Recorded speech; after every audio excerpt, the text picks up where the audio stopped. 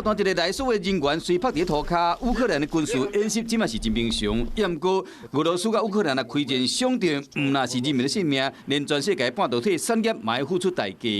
原则上，它会对 MLCC 这边的一个价格造成一定程度的影响。对于半导体的缺货的这个联想跟影响，可能短期会有。俄罗斯甲乌克兰上大优势之就是天然的矿源真丰富。以俄罗斯来讲，这个钯的市占率达到42%，镉有49%，钯主要是用伫快闪记忆体生产，镉除了用伫合金，也是半导体重要的材料之一。乌克兰的Nike占全世界7%，伫美国就占9%，伫半导体面影制成是袂使欠的气体，不过各大厂其实拢已经传好啊。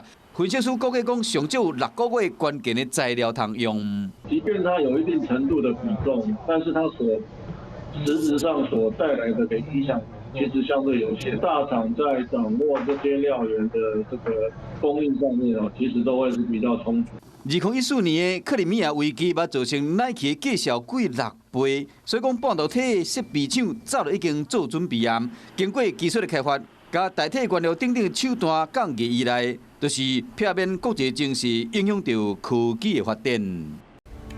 我是陈雅玲，想要跟我一起从零掌握天下事吗？赶紧按下华视新闻 YouTube 频道的订阅按钮，开启小铃铛，跟我一起探讨公共议题，给您最专业的华视新闻。